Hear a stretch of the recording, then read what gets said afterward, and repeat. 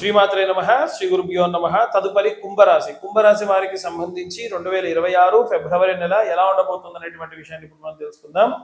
వీరి యొక్క లగ్నాత్ రాహువు మరియు శుక్రగ్రహ సంచారం వాస్తవంగా వీరికి 1వ స్థానంలో గోచారంలో రాహు ఉంటే మంచి రిజల్ట్ ఇవ్వకూడదు. కానీ ఎప్పుడైతే శుక్రుడితో కలిశాడో శుక్ర రాహుల యొక్క కలయిక మంచి సత్ఫలితాన్ని ఇస్తుంది. శుక్రుడు కూడా 1వ 2వ 3వ స్థానాల్లో మంచికి లాభిస్తాడు. కాబట్టి రాహుతో కలిసి ఉన్నాడు కాబట్టి శిష్యుడు చేసేటువంటి తిక్క పనులన్నీ పక్కకు పెట్టించి లాభంగా జరిగేట్టుగా ఎలా మంచిగా ఉండాలి, ఎలా పద్ధతిగా ఉండాలని అలవాట్లను కూడా తగ్గించే క్రమంలో ముందుకు తీసుకెళ్తూ ఉంటారు.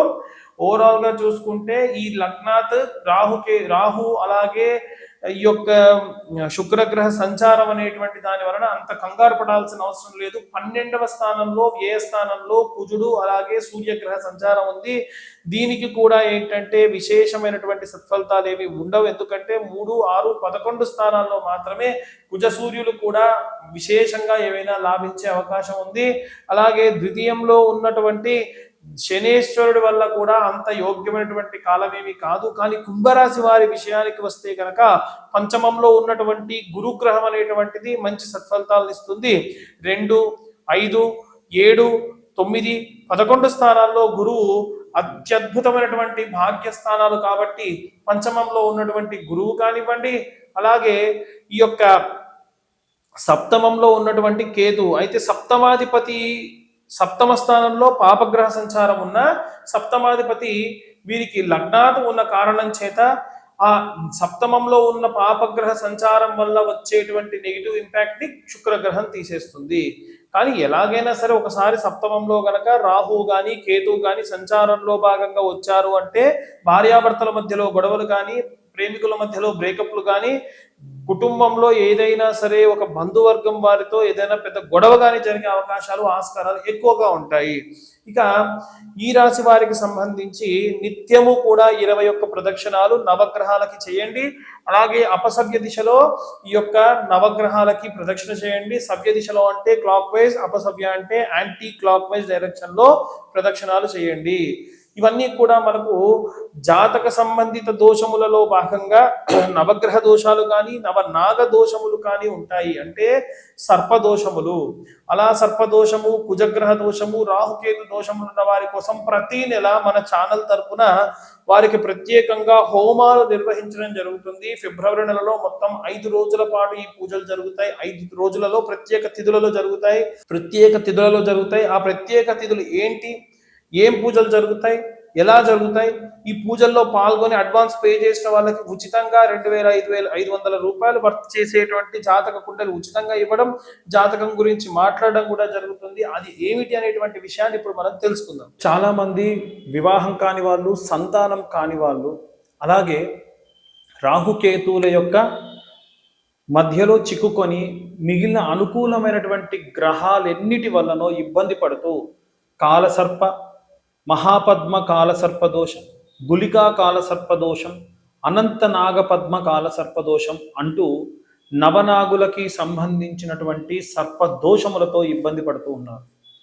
ఇలాంటి పూజలు చేయించుకోవడానికి చాలామంది వేరే తీవ్రమైనటువంటి పుణ్యక్షేత్రాలు సందర్శించడానికి కానీ, లేదా ఒకే చోట ఉండి వేలకు వేలు ఖర్చు పెట్టి పూజ చేసుకోలేని వాళ్ళ కోసం ఈ ఫిబ్రవరి నెలలో ఫిబ్రవరి 8వ తారీఖు ఆదివారము షష్ఠి అవుతుంది.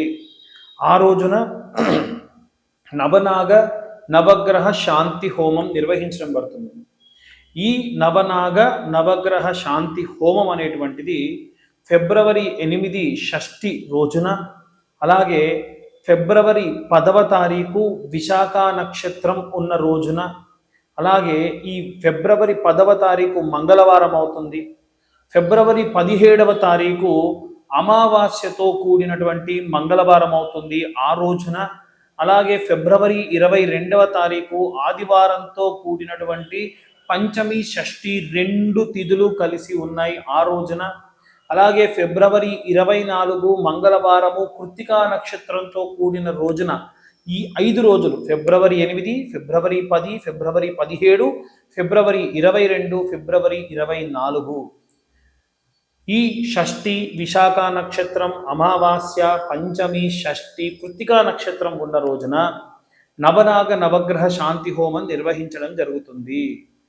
ఇక్కడ ఎవ్వరి పూజా సామాగ్రి వారికే, అంటే నవగ్రహాలు అలాగే నవనాగులు ఎవరి కలశాలు 9 కలశాలతో, ప్రతి ఒక్కరికి కూడా 9 కలశాలతోని వాటిపైన కొబ్బరికాయలతోని పూజా సామాగ్రి అంతా కూడా మేమే సమకూర్చి ఎవరికి వారికి సపరేట్గా ఒక బ్రాహ్మణ్ణి నియమించి విశేషంగా సంపూర్ణమైనటువంటి శాంతి హోమం నిర్వహించడం జరుగుతుంది.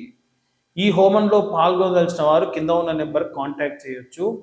మనకు 365 రకాల కాలసర్ప దోషాలలో ఏ కాలసర్ప దోషంతోనైనా సరే సమస్యతో ఎదుర్కొంటున్నటువంటి వారందరికీ కూడా ఈ యొక్క నవనాగ నవగ్రహ శాంతి హోమం అనేటువంటిది విజయవంతంగా ఆ యొక్క దోషమంతా కూడా నివారణ చెందిస్తుంది. కాబట్టి ఈ యొక్క కార్యక్రమంలో పాల్గొని సంపూర్ణమైనటువంటి సర్ప సంబంధిత దోష నివారణ, సుబ్రహ్మణ్యేశ్వర స్వామి సంపూర్ణ కృపకు పాత్రులు కావాల్సిందిగా కోరుకుంటున్నాను. సర్వే జనా సుఖినో భవంతు. స్వస్తి.